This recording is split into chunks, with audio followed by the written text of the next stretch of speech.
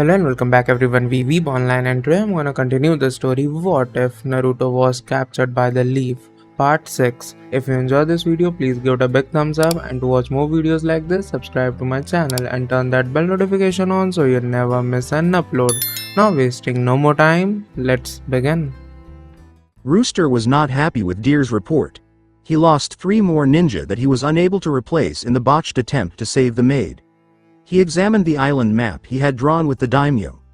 Both the east and the south could easily attack them. Their west and north were encircled by the ocean, but he could not regard those as secure because of the boats out there. Rooster could not argue with Deer's observation that the game was becoming more and more like a strategic chess match.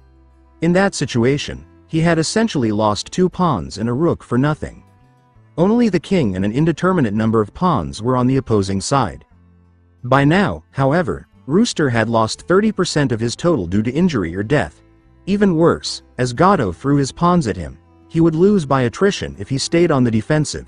He would either run out of supplies or ninja to hold their position before it could be relieved. In order to protect his king, the Wave Daimyo, he had to alter the rules of the game.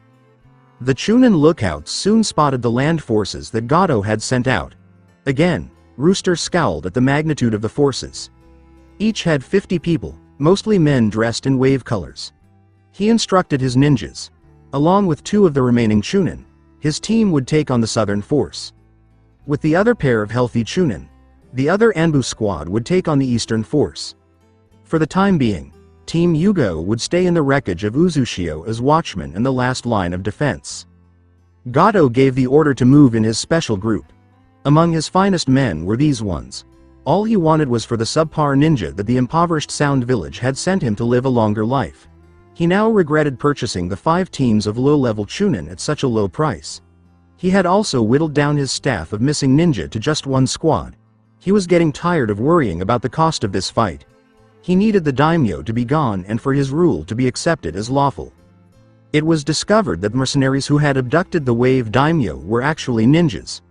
All he had to do was hold one of them alive long enough to find out which village the scum came from. Knowing that would allow him to gradually plot its destruction. His previous prisoner had simply disappeared without a trace from the cell he'd been in. Oh, the tricks of those magicians.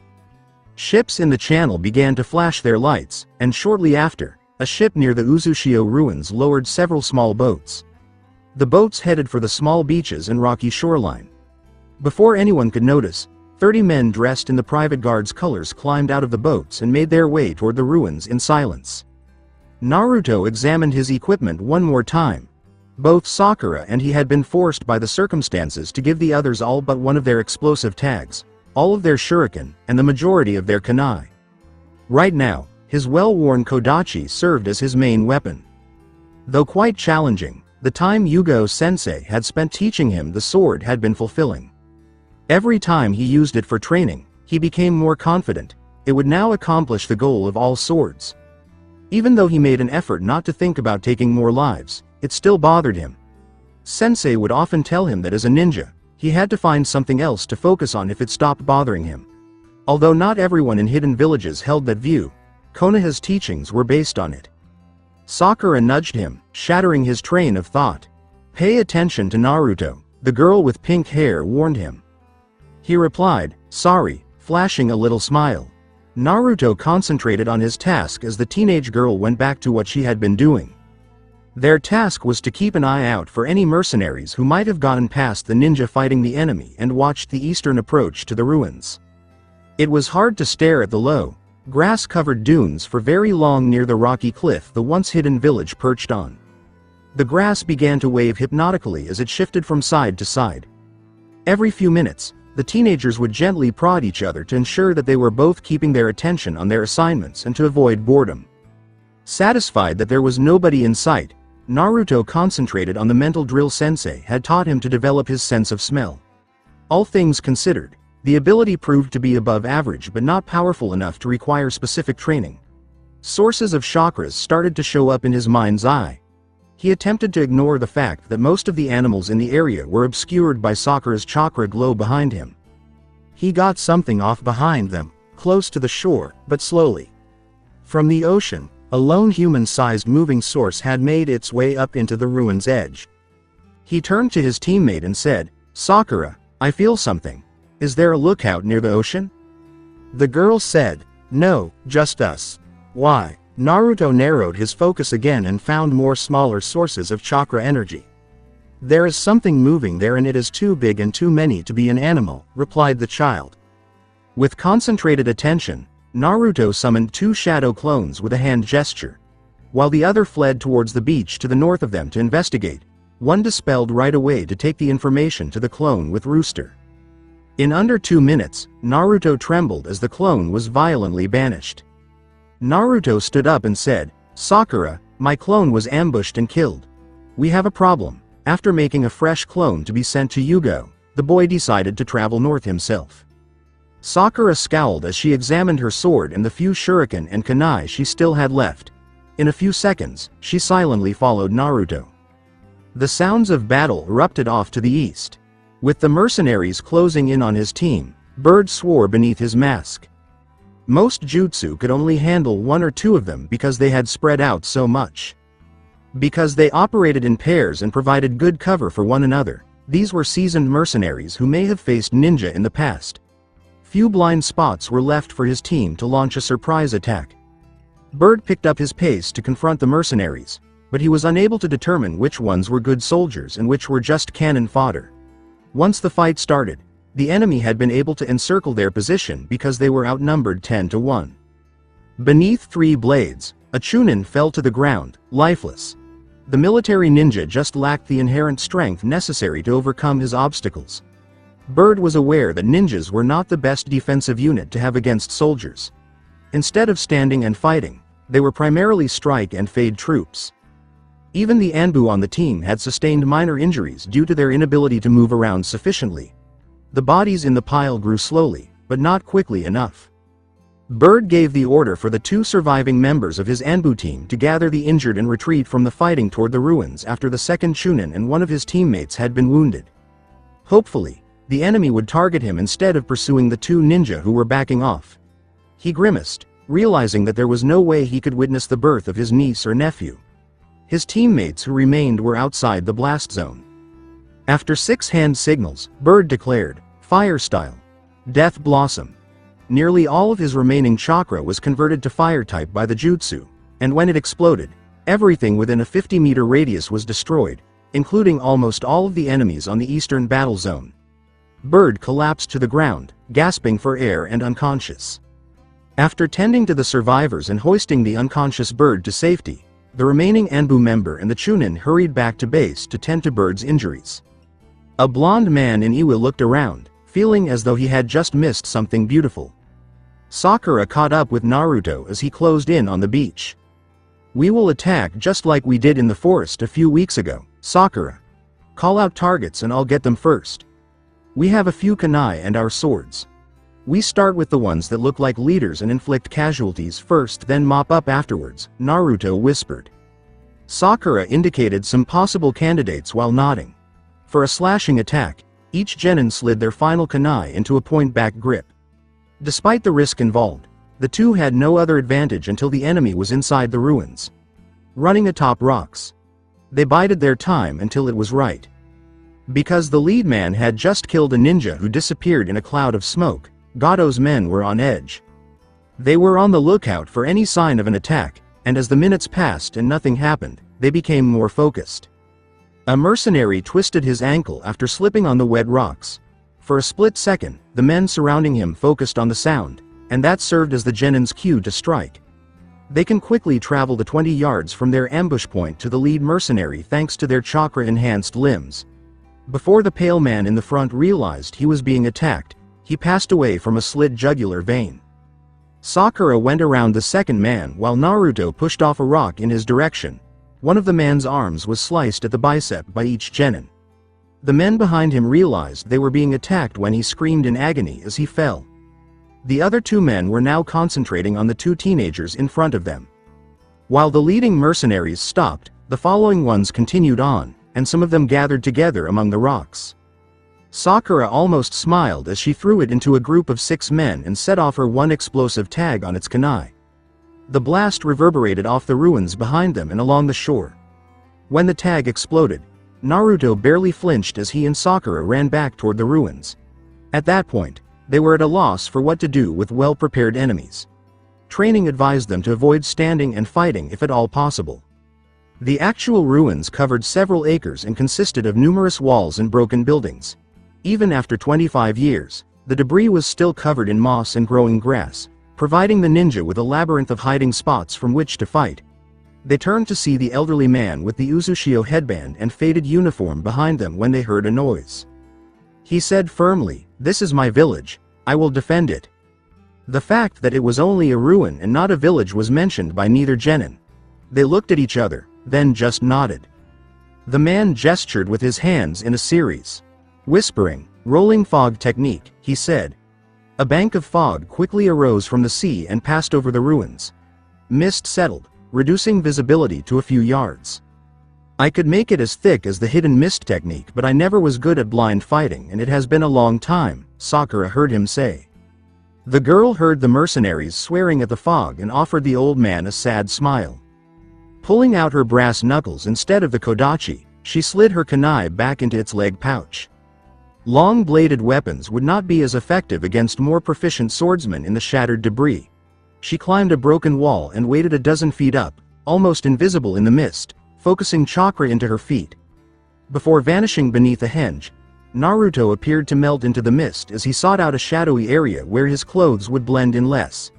Holding them like trench knives, he drew a second kunai and waited. The fog had eroded the mercenaries' numerical advantage, so they cautiously made their way into the ruins.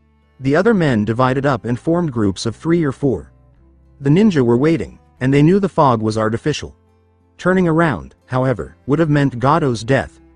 Moving forward might result in the ninja killing you. They proceeded because defeating the ninja was their only hope of survival. Naruto stood perfectly still as one group moved past him. He stepped up silently behind the man who was trailing him, not wanting to disturb his henge. He put one hand over the man's mouth, just as he had done in the forest in the north months earlier. The distinction is that, prior to jumping off with the corpse, he also slit the man's throat. The only evidence of the mercenary's presence was a single pebble that was knocked over by his foot and a wisp of fog. Sakura's feet and fingertips were full of chakra as she clung to a lintel. The 3 hired guns went by beneath her without glancing up. Glancing at her opponents, she concluded, "They are not ninja, but they are aware of hired swords." In addition to thinking horizontally, ninjas are trained to think vertically. She delivered a clean blow to the top of the trailing man's head with her brass knuckles. What the two in front heard was a dull thud, like a dropped melon. They turned around to see the dead man lying on the ground behind them, only a swirl of fog in place of his skull, half of it caved in. The elderly man observed a group of 4 mercenaries maneuver around a broken-down structure. The old ninja could still recall the shopkeeper's name and the appearance of that one building from decades ago. His hands passed through several seals and he nodded slowly to a voice that only he could hear. Nasal water globe encasement, he thought to himself as his jutsu summoned water vapor and the fog surrounding him began to lift. Balls of water formed in their mouths and over their noses as the men all grabbed at their faces. The elderly ninja continued his jutsu while hiding despite their fingers sliding through the water. The men were forced to breathe and suffered a painful drowning for minutes on end. When the last man stopped moving, the whirlpool ninja maintained his jutsu for another minute, then released it and moved in to chop the downed men's throats. It only took a few minutes for Naruto, Sakura, and the elderly whirlpool ninja to kill each other covertly, but it was sufficient for the real defense to arrive. To help her team, Yugo ran up from her position to the south. As she moved into the fog, she drew her sword, and before long, there was another silence broken by the clang of sword fighting. A dozen mercenaries lay bleeding, either dead or unconscious, in her wake. In the upper reaches of the ruins, the Jonin followed Sakura and emerged from her side, pausing just long enough to be visible through the haze, making a tiny sound and extending a hand in recognition. Sakura approached her teacher more closely, and the two of them exchanged whispers. She said, "How many enemies?"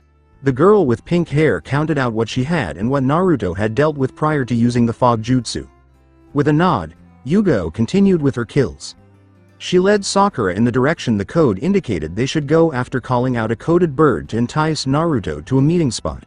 The team was together in a matter of minutes. There were just 2 more kills for Naruto, and they were both silent pickoffs. There were fewer than 12 enemies left after Yugo discovered the bodies.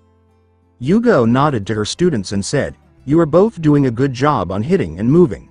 Leave the open fighting to the samurai or higher level ninja." It was harder during that battle in the forest right before the Chunin finals. There we had to keep moving and stay 2 steps ahead of a lot of ninja, said Naruto. The memories of that night made both genin shudder a little, but they had to force themselves back down because they were on duty. They heard another group of enemies fall and moved that way a short distance away. During their encounter, the elderly ninja had used his water jutsu to eliminate the last of his adversaries in the ruins. They needed to go tell Rooster what was going on. Rooster was not at all pleased with the circumstances. With no losses on his end, the mercenary force from the south had been destroyed.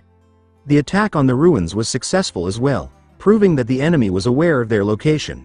He still held his chess analysis, and he had lost more pieces than before. Even after losing more interchangeable pawns, the opposition maintained a stronger position. All he had to do was repel attacks, and his forces would be reduced one by one until they were destroyed. He needed to alter the game. He rubbed his face, thinking, "The Nara clan is going to adopt me if I say this is troublesome once more." When the king in chess cannot be shielded within its castle, it moves across the board and depends on movement for defense. Though still riskier than standing motionless at this point, it was still a possibility.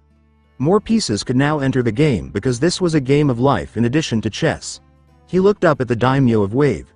They would have to move swiftly. A voice sounded from the north as crowds of civilians scared off by the ghosts of Whirlpool, gathered in a farming village a few miles to the south, were debating what to do. "My people give me attention," exclaimed the Wave daimyo. Turning heads saw the real Wave ruler approaching from a hill, surrounded by a dozen ninja headbanded men and women dressed in tattered clothing. Several of them looked injured but still functional. "The symbol of Uzushio? Is the Whirlpool returning?" a surprised old man asked. The daimyo halted in front of a sizable group of people. "My people, I have been held captive by the finance minister Gato for months now. He stole this country and is raping it for his own ends. These people have come to my aid to free me. Now, we must all work together to cast him out of our country." While many of the attendees appeared shocked, a few nodded in agreement. Their leader's remarks made sense because they had not received good treatment from the soldiers and mercenaries in recent months. One man exclaimed in a different way, "Gato has been building fields and making the roads better. He built a power plant for us." "Did he? Do you have power to your homes? Do you have more food on your tables? Can you travel along those roads without being stopped by a soldier asking where you are going?" replied the daimyo. Meekly, the man retreated and said, "No, none of those things." Now that more civilians were coming up from both directions, the daimyo had their full attention. "Gato lies to you. He claims to be making the Wave country better in my name, but is he really doing that? He hired many mercenaries and brought them here. But who is he protecting? The Wave does not need that many soldiers to keep the peace. I had few and they remained close to me, not spread out all over the countryside. They never took things from my people before Gato came. They never killed any of you. So who are these soldiers here for? They are all Gato's men to see that he keeps his rule over you." By now, most of the crowd was looking angry and nodding in agreement. Again, the old man spoke, recognizing the headbands. He pleaded, "Is Uzushio coming back? Or the Uzumaki coming back to free us from Gato?" The daimyo scowled. He was aware that the elderly man was an elder in the farming town. The man recognized the Wave as his home now, having spent his entire life here. However, the man had lived during the time when the island was known as the Land of Whirlpools. Although he was reluctant to turn to the former occupants of this region, he had to win over that elder. It would certainly help to incite the skeptics to battle. "I have not decided if Uzushio will return or not. These ninja were brought in and wear the symbol at my request to show all of my people they are here for me and for them. But to let you know one important thing, I will have one introduce himself. Naruto, come up here." The crowd watched a teenage girl with blonde hair slowly approach and take a position next to the daimyo from behind the group of ninja. "Tell them your full name, please," the daimyo ordered. Naruto turned to face Rooster and Yugo, who both nodded. The blonde spoke firmly and said, "My name is Uzumaki Naruto. I was assigned to this mission to free your daimyo." After processing the name, the elder first appeared doubtful. "Maelstrom, a fine name for an Uzumaki. The Uzumaki have returned to free us," he finally exclaimed with joy. After the elder finished speaking, the audience applauded. "Are others coming back as well? Is Whirlpool being restored?" the elder asked hopeful. Naruto appeared anxious upon hearing that query. "My parents died when I was little. As far as I know, I am the only Uzumaki. The Wave country is your home now. I'm not here to bring back anything except to free your daimyo from Gato. Wave or Whirlpool, he is the rightful ruler of this place, not Gato." After nodding, the older man exclaimed, "Down with Gato." "Down with Gato" was chanted by the assembled crowd as they adopted that action. Then, out of the blue, several kunai flew from the brush. 3 people struck the daimyo, Naruto, and the elder, all of whom struck the chest firmly.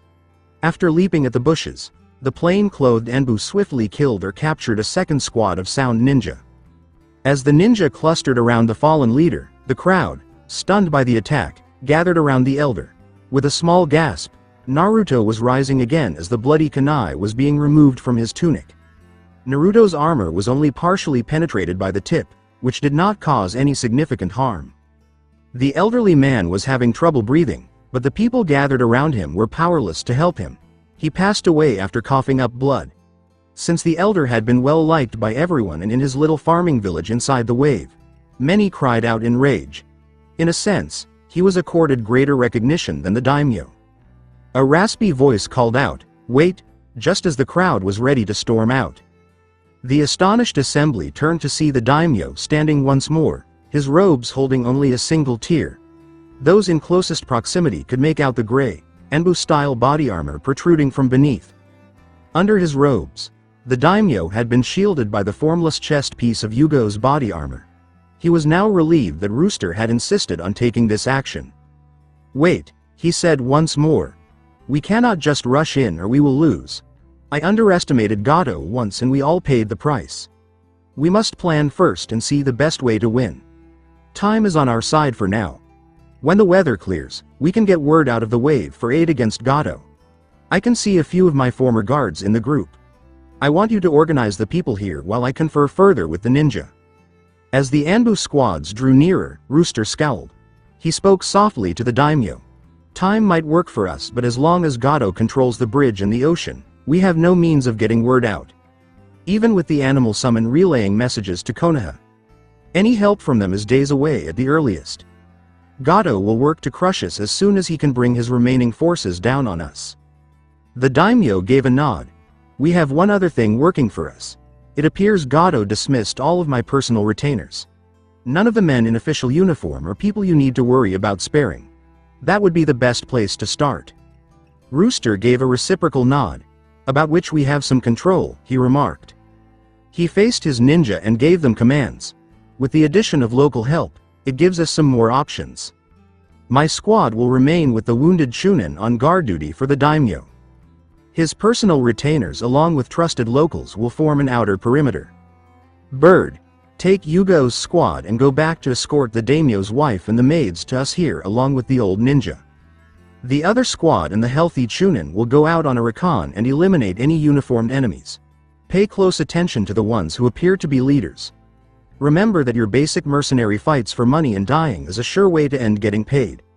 The ones in it for a paycheck will give up or leave rather than get killed once the body count starts rising quickly. Gloves are off and everyone fights to the best of their ability." Sakura turned to face her teammate as the squad and team headed south.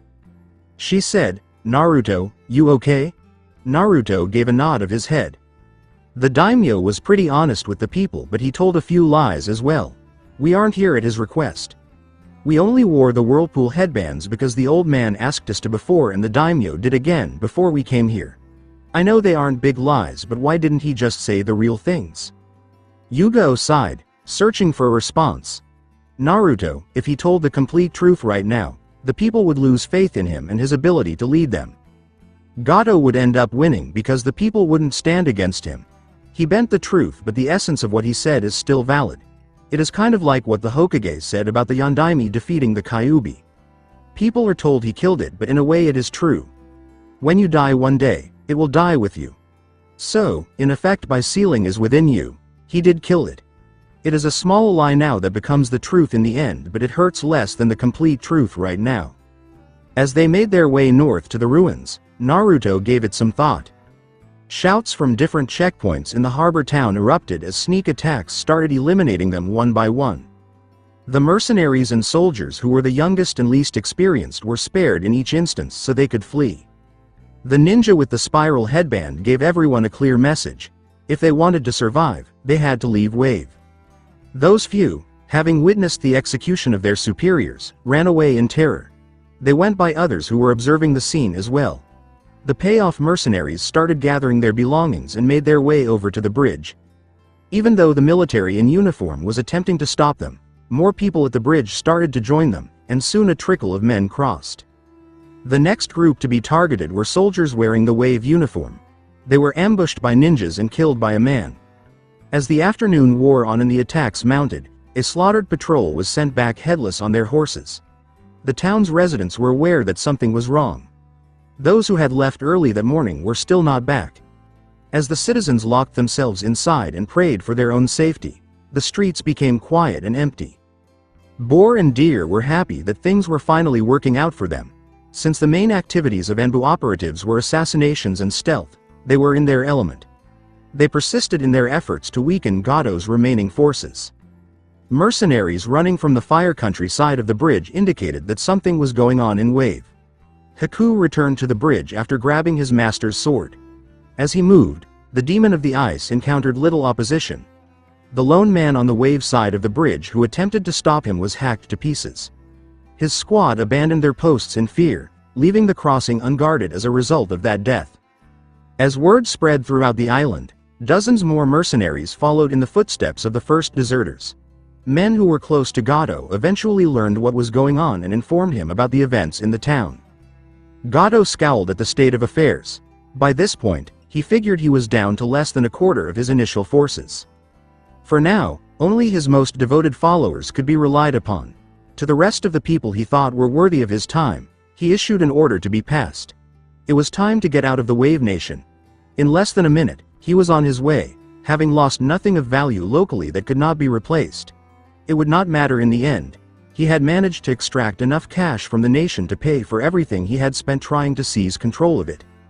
After a few minutes, Haku broke into the office and discovered only a cup of coffee that was still warm and some smoldering papers in a trash can. With narrowed eyes, the demon of the ice started to chase after them. His pursuit came to an end when he was standing on the dock, unable to reach Gado's personal yacht out into the ocean. The situation in Wave calmed down over the course of hours. The men that Gado abandoned during his evacuation gave themselves up fully to the Whirlpool, Ninja and the Wave Daimyo's resurrected personal guard. There was a big party at the port town by the bridge as night fell. The Wave Daimyo exclaimed, "We have won a great victory together," to the assembled crowd. "We owe a debt beyond price to the ninja who freed me from captivity and all of you from the bondage of Gado. I promise that we shall pursue his arrest and punishment above all else. But, for tonight we celebrate the gifts we have and tomorrow we shall set things right in our country." The revelry continued into the night as the crowd applauded.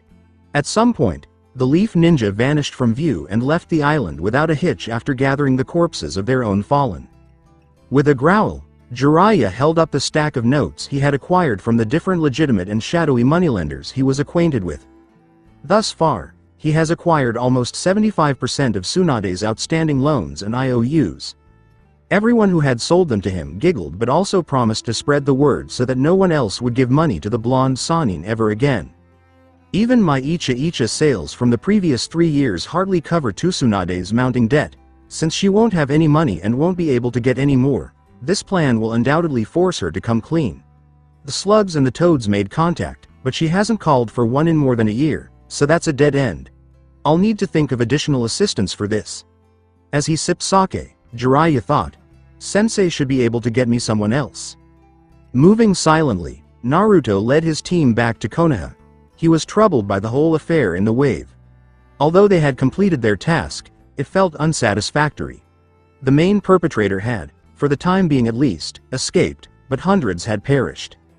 Sakura pushed her blonde colleague out of his reverie.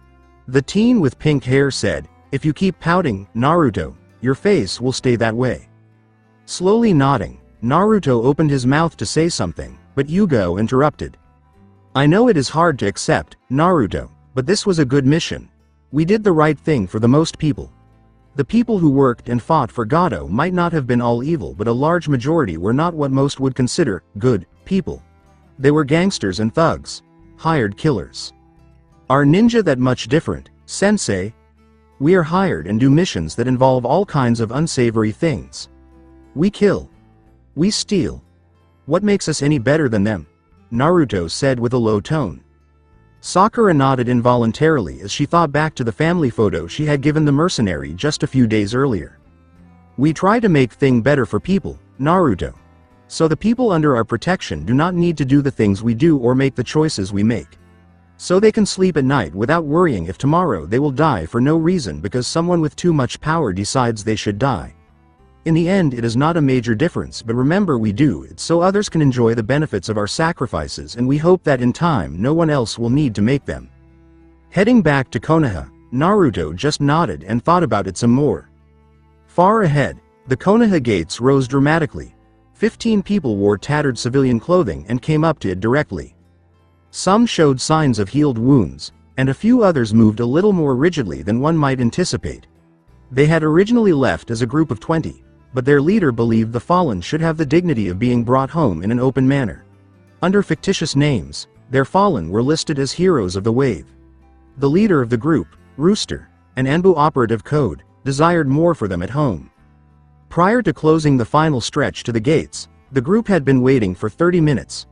Right outside the gates was a man in a white robe who was waiting for them. He carried several headbands belonging to ninjas.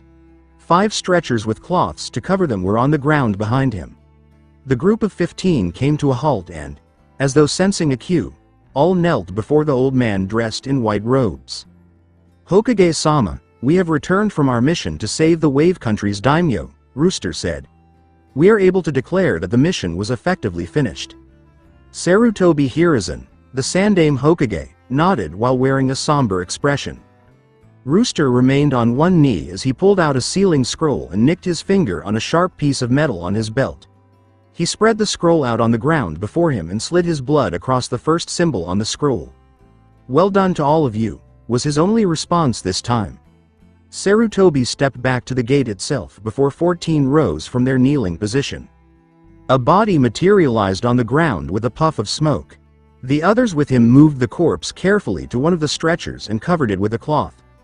This process continued until 5 bodies were laid out and covered. 7 of the 14 moved to raise the stretchers to take them to the waiting graveyard. Deer and Boar lifted their teammate Raccoon. Shinji and Suki went to the one holding their teammate, Kenji. Shinji winced as his injured shoulder could barely bear the strain, but he bore the weight. A pair of Chunin also picked up their teammate. A lone Chunin glanced at his 2 fallen teammates and could not decide which to tend to. After Rooster rolled up the scroll and gave a signal to his group, 2 Anbu members approached the feet of each other and stood by. "They will go side by side, Omi. You grab hold of the insides. When you're prepared to move forward, I'll call the step. Sakura, Naruto, take care of the front. Please take 1 grip each along the outside," Rooster commanded. Omi nodded, stepping between his friends' bodies. The blonde and pink-haired genin moved swiftly to take her proper place. The Chunin said, "Ready, lift," and the group lifted the stretchers and walked to the gate in a slow cadence that any military ninja would recognize. Once inside the gate, the procession stopped and lowered the stretchers to the ground, with the Hokage placing a headband over each covered forehead as the stretchers passed him. Since this had been an undercover mission, all the ninja involved had left their Konoha headbands in the care of the mission office. Additionally, since the mission had been covert, there would be no official acknowledgement of the sacrifice of the 5 friends and teammates. Their names would be added to the memorial eventually, but not right away. The 15 remaining members of the mission team tied their headbands on their foreheads, including the Anbu. On Rooster's orders, the 11 stretcher bearers raised their loads once more and entered Konoha. Rooster led the procession, followed by the most seriously injured member of the second Anbu squad, Yugo, and the last member of Rooster's squad. Their slow march avoided the central market, but along the unpacked route the group traveled, Ninja even stopped along the eaves of the roofs overhead rather than leap across the path, only leaping across to go about their business after the procession had passed. The wave team put their packs down and retreated, and once the fallen had been taken inside a small building just inside the cemetery, Rooster examined the people. The procession halted at the entrance to the graveyard, where a dozen older ninja awaited. They would take the fallen on from this point, preparing the bodies for services and burial by each respective family. This afternoon will be the formal debriefing. Shinji, please get your shoulder fixed in advance as I can see you tore the stitches out. Rejected, Rooster concluded. Later that night, after being let out of the debriefing, Naruto sat at Ichiraku's eating miso ramen with pork cutlets slowly. The chef and his daughter were staring at the blonde boy because they had picked up on the contemplative expression on his face. Tsuchiji-san, are you familiar with the location known as Uzushiogakure? It's been a while since he asked. The ramen chef appeared momentarily perplexed, as the question had caught him off guard. I've heard of the name previously. That it was destroyed at some point is all I know.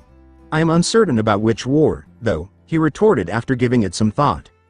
Ayame glanced at her father in confusion before turning her gaze back to Naruto, who appeared even more strange than before. What about Tsuchiji-san, my family? Have you previously heard of or known anyone by the name of Uzumaki?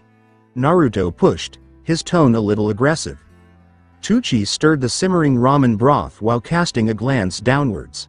I've known and forgotten about a lot of people, Naruto, so I really can't say, he said after a pause. A ramen on the house, perhaps? Even though Naruto noticed Tsuchi's hesitancy and word choice, he chose not to let it get to him. You're right, Tsuchiji-san. Are you unable to say or are you unsure? Naruto uttered a quiet. After giving Naruto a brief, melancholic glance, Tsuchi returned to stirring his broth in private. I see. Is the reason for your silence the same as the reason you know my tenant? Naruto inquired. Tsuchi gave the faintest of nods, but Naruto knew that it wasn't just a twitch. Tsuchiji-san, I'm not going to ask you again. Thank you, Naruto said, finishing his bowl and leaving with a tip for Ayame. Tsuchi walked into the back of the stand after the blonde boy left, put his hands on the sink, and bowed his head. Daddy? Ayame addressed him following a short while. Ayame, maintaining secrets is difficult. Tsuchi remarked, just don't ask about it, I'll be back out in a few minutes. After saying, okay, Dad, Ayame resumed her work. Though training and experience had somewhat tempered the boy's exuberance, Sarutobi Hiruzen had been waiting for this specific visitor all day and was surprised that it had taken Naruto so long to arrive at his office. Although the old man could still see the boy's exuberance, it was now reined in and controlled rather than simply running wild. Naruto, come in. The old leader said, I've been expecting you, even before Naruto knocked. At that point, Naruto nearly lost all courage, but he summoned the strength to confront the village elder, whom he held in high regard. Naruto, I believe I understand why you are here. I was briefed by Rooster regarding your findings in the Wave Country. I have a lot of questions, and I want answers for once, Naruto said, nodding. You've avoided lies quite well throughout my life, even though I know you've never told me outright, he said. Naruto, the truth is that I have lied to you several times. I had to at the moment. The elderly man sighed and remarked, I am not proud of lying to a child, but sometimes it is a necessary evil. Gigi, are you aware of who my parents were? Naruto questioned directly. The Sandame simply gave a nod of approval. Gigi, could you tell me who they were? Again, Naruto posed the question directly.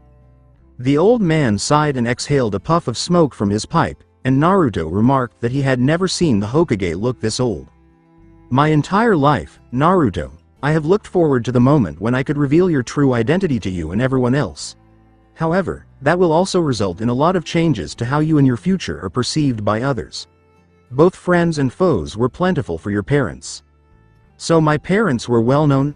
Naruto inquired. Yes, of course, Naruto. You run yet another risk with that.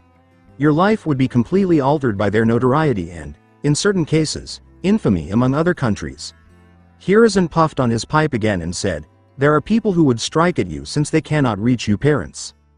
Uzumaki, Gigi, was a name that older Wave members knew. For them, it had significance. Naruto pointed to the white swirl pattern on his left shoulder and said, "You gave it to me years ago when I asked during my academy days." The ruins of Uzushio had this symbol all over them. Is this not the Uzumaki clan's emblem? With a nod, the elderly man said, "That's right. It represents the clan of your mother." However, fathers typically give their children their names. Why the clan of my mother? Naruto inquired. Naruto, your father's name would have had you dead in a few weeks after birth. You resemble him somewhat, and he was a very strong man. People would have known about your ancestry long ago if it weren't for the fact that your face looks like your mother's. Gigi, please. Tell me right away. I must be aware, Naruto almost pleaded.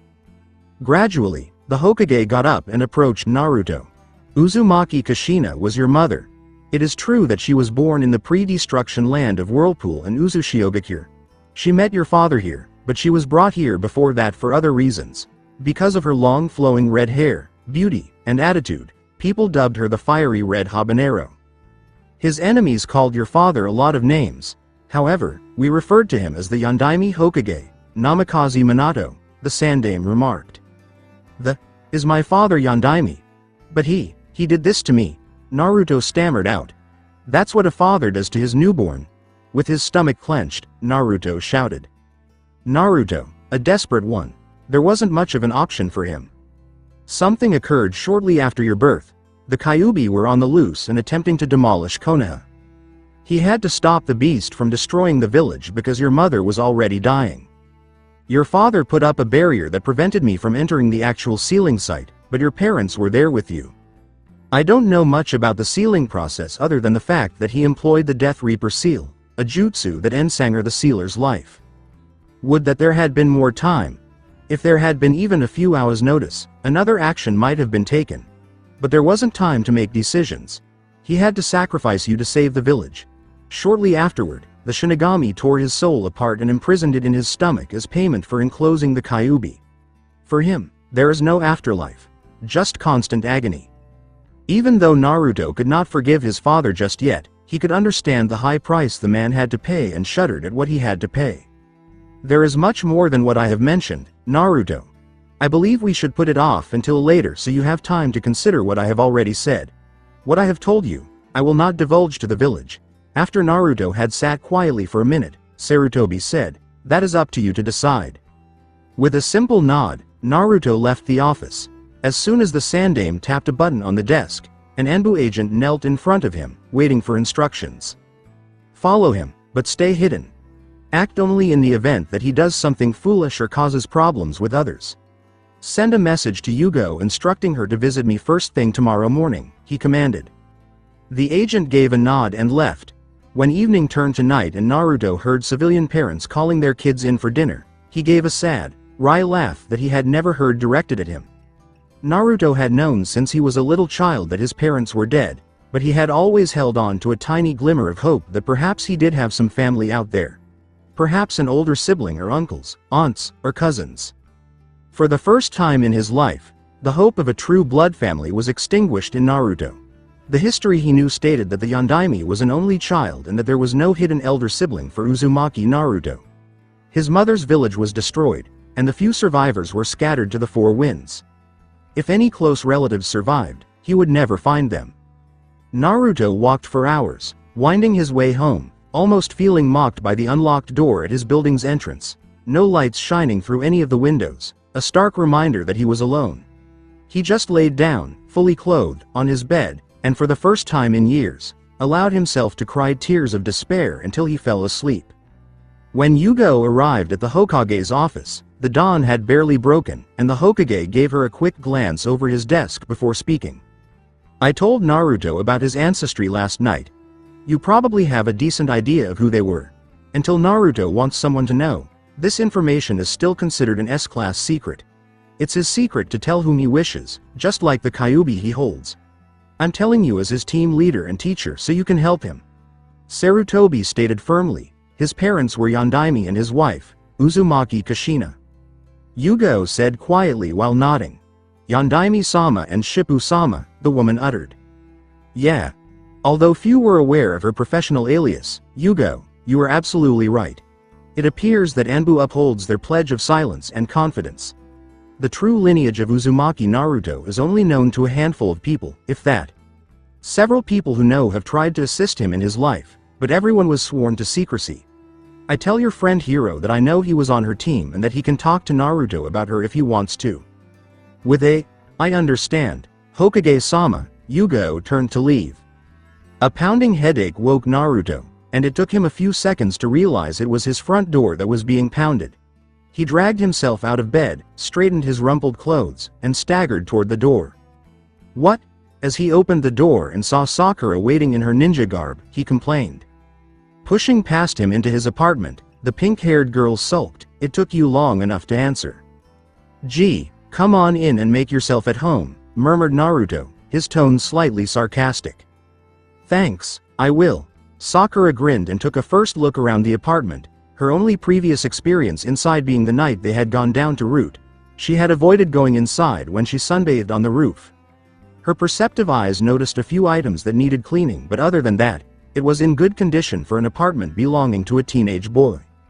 When Sakura bent over to examine something on a low shelf, Naruto had to remind himself not to stare at her butt in her somewhat tight pants, but he just stared.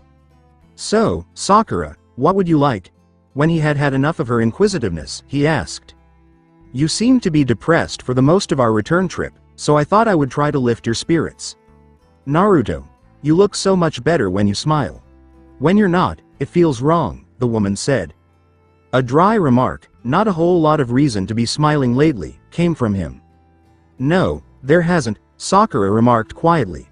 "A lot has been going on for us, hasn't it?" Naruto reflected on the previous 9 months. His third failed attempt at passing, his capture in the tower, his perseverance through the remedial training, Root, the night spent fleeing the Sand Army, the trade mission to Weeb and the subsequent mission to save the daimyo there. Now, the knowledge of his ancestry added to the doubts that had already grown during the previous mission. The pair had been able to rekindle some memories of their school days and old friends during the 5 weeks that had passed between the Root incident and the sound battles, but those connections had been made months ago, and Sakura's closest friend, Ino, was gone for good, leaving them both alone. The silence lingered between them until Naruto's stomach growled loudly.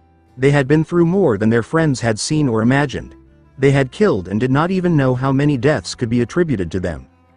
Sakura giggled as Naruto flushed. At the sight of the blush, Sakura erupted into raucous laughter, toppling back onto the couch, while Naruto winced slightly at being made fun of. She stumbled, big serious moment, then growl, in between giggles. "It's not that funny," Naruto complained while attempting to suppress a grin. Sakura smiled, putting her tongue out to tease her teammate. "Yes, it is," she said. After focusing his attention on the girl with pink hair, Naruto made a move. Haha.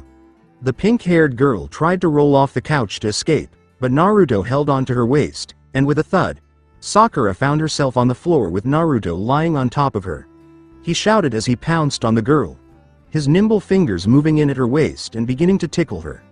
Sakura screamed in surprise before the tickle attack hit, but it was quickly subdued as more laughter emerged from her mouth. Sakura felt Naruto shift slightly, then roll off of her, closing her eyes for a moment before sitting up and seeing Naruto rush into his bathroom. The two teenagers paused, panting, and looked at each other, and the moment seemed to stretch out until something else made its presence known. Sakura took a few slow, deep breaths to recover from her laughter and was back to normal when she heard Naruto come back out. "I apologize. Had to urinate," he muttered, using the first justification that came to him. "Yes, that was a wise move. Do you want to go grab breakfast, I guess?" Sakura inquired, hoping that by doing something familiar, her hormones and awkwardness would pass. Naruto said, "Yeah, breakfast sounds good," and reached for his frog wallet. Even an off-duty ninja is never totally unarmed, and the blonde teen knew they were off-duty, so before leaving the apartment, he only grabbed his fanny pack holster as well. Naruto led the way to a nearby small restaurant that opened early. The owners were an elderly couple who had lived in Konoha since the early years of the Sandame's reign and enjoyed serving the ninja of Konoha. The place seemed crowded for an early morning, but the tables were open, and to his surprise, there sat a blonde teen who was a few years older than Sakura and him. The empty tables surrounding her said more than Naruto could have imagined. When Naruto waved at the elderly man preparing food, his wife smiled back. "Oh, you're back in town, Naruto-chan. Was the goal accomplished? May I ask?" she inquired. "Yes, it was," he said without hesitation. "Excellent, excellent. Would you like your usual breakfast menu? May I ask?" she inquired. Naruto grinned. The elderly couple only ever inquired about the mission's success before moving on to other matters. They never questioned the ninja about specifics. "Yes, for Sakura as well," Naruto replied with a small smile. Sakura glanced at Naruto before telling her. "I ate here a lot in the mornings back in remedial," he stated. The two of them took a seat beside the blonde girl from the sand village, who just continued eating with a blank expression on her face. Sakura nudged Naruto, noticing that the other girl's darker green eyes concealed some pain. The boy turned to face her and nodded. "Are you getting excited about me?" the girl questioned quietly. "No, I was noticing you were all alone and looked a bit lost and lonely," replied Naruto. "I take it that you are a member of the ambassador's group?" Sakura inquired in a kind way. The older blonde began to eat more quickly, but she only nodded and kept her face expressionless. "As part of our group, my friend Ino went down to the sand. I'm glad to have met you. This is Uzumaki Naruto, and my name is Haruno Sakura," Sakura grinned. Hearing the names, the girl winced a little, but she answered, "Sabaku no Tamari." Before continuing, the blonde raised her head a little to survey Naruto. "Why are you conversing with me? There's nobody else here who wants to interact with me," she stated frank. "You looked like you could use a friend," Naruto said with a smile. After a moment of confusion, Tamari shook her head. "I would much rather be with my old friends at home than in this place. There, at least, is recognition of my existence," she remarked quietly. "I wonder how Gaara would handle it." Sakura's own pain briefly flashed across his face as he turned to face Naruto. "Gaara. The sand-wearing boy who was admitted to the hospital alongside our friend Ino?" Sakura inquired. "My youngest brother," Tamari said, nodding. "Well, we're off for a few days. Do you want to take a tour of Konoha?" Naruto grinned widely and remarked. Tamari's expression turned wary. Why? She wondered, assuming that despite her freedom of movement, she was a hostage of Konoha. "Because we can." Naruto uttered. As her teammate answered, Sakura jabbed him in the ribs. "We choose to do so. There's no secret plan in place." Sakura grinned and said, "We can even introduce you to some of our other friends." "Well, follow them. What a nice boy Naruto is. He refuses to try anything. Not unless it is your desire." "Not really." The elderly woman laughed as she placed food plates in front of Sakura and Naruto. Naruto blushed at the suggestion and called out, "Ba-chan," as the elderly woman laughed and turned to leave. For the first time since arriving with the ambassador, Tamari cracked a small smile. Tamari relaxed during the tour somewhat, and her natural poise as the daughter of a cage slowly returned. She was no longer arrogant, but she no longer looked like she was waiting for something to happen. Hours passed as the trio walked around Konoha. Sakura pointing out the best places to shop for clothes. Naruto pointing out places that he knew would treat her well because they treated him well. After finishing a D rank, Shikamaru, Shoji, and Tenten were heading to the training fields to wait for Asuma while he collected their payment. They ran into Team 10 near the Hokage Tower as the tour came to an end.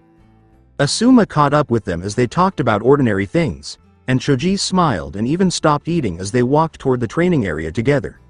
The members of Team 10 had met the girl during the second stage of the Chunin exams but had never been formally introduced. "You know, I would not mind fighting you again," Shoji replied. "You were distracted back during the exams and I don't think I would have won otherwise." Tamari hesitantly said, "I'm not sure if I am allowed to do that. I was never really given much of an idea what I am allowed to do here. Up until this morning, I believed that I was only a political prisoner." Asuma said, "The Jonin Council in Suna may have sent you here believing that, but it is not true. You are not a hostage, Tamari-san. They sent you here in lieu of Ino, who was asked to go to Suna to assist your brother in adjusting. You are subject to very few limitations, and Konoha does not believe in hostages. It's up to you to train."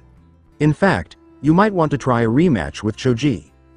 As soon as Asuma told Tamari this, she felt a weight lift off her shoulders. She would meet with the ambassador later and verbally abuse him for letting her believe she was a hostage. Then Tamari smiled. I would love to try that. The white-haired toad sage looked at the larger man before him and spoke softly. Jiraiya looked at his informant and complained that although the information was true, he had missed Tsunade again. Days earlier, she had been in this very town trying to get more money from a lender, but despite his being in contact with Jiraiya, the man had loaned her enough money to get to the next town. We had an agreement that you would not loan her any more money if I bought her old note from you, Saito, Jiraiya replied. The loan shark started to perspire, realizing that despite his size, the Sannin in front of him was more skilled than him. She discovered that someone was purchasing her previous debts. She came to me to ask if mine were bought up, and when I didn't tell her who was doing it, she threatened to break my arms and legs, the big man whimpered. Jiraiya said, you told her about my desire to find her. Jiraiya sighed, and Saito nodded and flinched back. That simply made it much more difficult for me to locate her. He muttered to himself, if she knows that I am searching for her, she will try to hide from me. How about her most recent note? Saito questioned in a foolish moment. Jiraiya gave the loan shark an acerbic eyebrow raise. For what amount did she hit you up? He inquired. With a 100, the man replied. Jiraiya shook his head in disgust, realizing that Tsunade would be able to hide almost anywhere with $100,000. The promissory note, which would never be paid but allowed Tsunade to pretend she would pay it back someday, meant little but that the woman would not outright steal someone else's money. I'll give you 25 for it, and since I am feeling generous I won't break your arms and legs for going back on your word, Jiraiya yelled. Saito collapsed to his knees, bending down in front of Jiraiya. The man bowed and said, Jiraiya-sama, thank you for your mercy. The boss easily outmuscled the white-haired man, but he was groveling like he was the weaker man in the discussion, shocking the loan shark's henchman. Jiraiya picked up the promissory note and left, waiting patiently while someone produced the paper Tsunade had signed, and he counted out several large bills before laying them on the table. Tenten and Sakura sat nearby, alternating their cheers when someone made a good move or attack. Tenten was paying close attention since her turn against Tamari was next and she needed a counter for all of the Sand Kunoichi's wind jutsu. Naruto tried to get into watching the fight, but his mind kept going back to recent events. Naruto sat watching Shikamaru and Choji fight against Tamari. They had been right, and the girl was much better than her showing at the Chunin exams had revealed. His father, his hero and the embodiment of everything a ninja should be, was also the one who had given him the Kyuubi. How was he supposed to feel about that? On the one hand, he should be praising the heavens for being the son of the Yondaime, but on the other, his life had mostly been a disaster. Years of being shunned by society, a fact he now understood but which had left him confused and angry at the time. He acted out to obtain some sort of recognition for his existence. Asuma interrupted, I told them I would get you, Naruto, but the others took off for lunch. Those must be some deep thoughts going through your head. Would you mind sharing what's on your mind? Some ninja I am, Naruto thought to himself as he looked up to find the training field empty and Asuma sitting down next to him, smoking a cigarette. The blonde had been lost in thought so much that he had failed to notice. Asuma-sensei, I'm not even sure I can talk about this. There are numerous laws and secrets involved, Naruto remarked. Well, the law says you can talk about anything you want, even if there are certain secrets about you. Asuma laughed and said, everyone else is supposed to keep quiet. Naruto remained motionless, gazing at the slowly moving clouds until he felt compelled to inquire. How does being the son of a famous person feel? He inquired of the Jonin. In general, or in relation to something that people shouldn't be aware of? Asuma inquired. Well, secrets, I suppose. Last night, Gigi told me about my parents. Who they were and everything, Naruto remarked, a little melancholy. Ah, that particular one. It has been difficult for him to keep that one secret. Well, having a famous father can be a royal pain in the ass occasionally, though. To begin with, you have his reputation to uphold or perhaps diminish. The Sandaime, the professor and shinobi god, was my father. Many anticipated that I would be his second coming.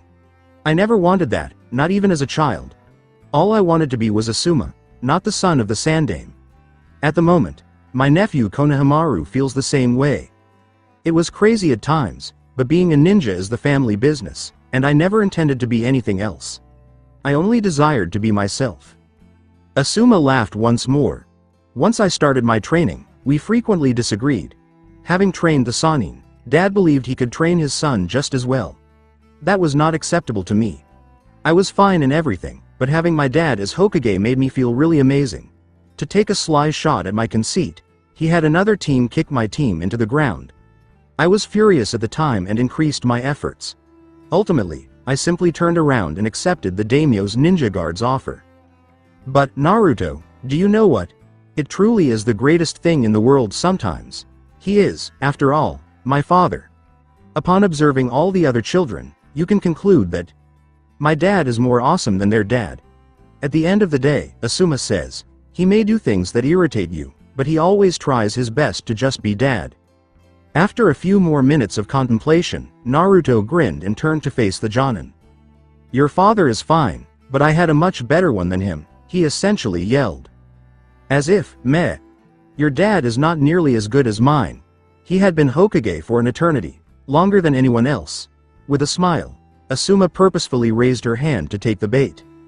In the bingo book, my dad is the only ninja who has ever received an SS rating. Run away the moment you see it, Naruto retorted. Well, my dad trained the Sannin and had 2 Hokage for teachers, Asuma laughed in response. Yeah, so my dad kicked the Kyuubi in the butt, Naruto said in a somewhat softer tone. Well, Asuma said, pausing. Okay, you win. Your dad is a smidge more awesome than mine, Naruto. The blonde boy returned Asuma's smile with a meek one of his own. Come on. They are likely wondering where we are and Choji is probably on his second tray of meat by now. My poor wallet, Asuma murmured. Naruto turned to face the bearded man next to him, then glanced up at the mountain and the faces carved into the stone. Then he whispered, thanks, Asuma-sensei. He ruffled Naruto's hair and said, no sweat kid. I think we both ended up with awesome dads, as they headed toward the barbecue restaurant. It was the gathering that a great deal of Konoha's elite genin had both looked forward to and feared. The military training center graduates and the academy's upcoming classes would soon conclude, restocking the ranks, but for now, it was time for the quarterly, promotion day, event. The Chunin exams and the Hokage were the only 2 criteria used by the elite genin to advance to the rank of Chunin. The public route was the Chunin exams.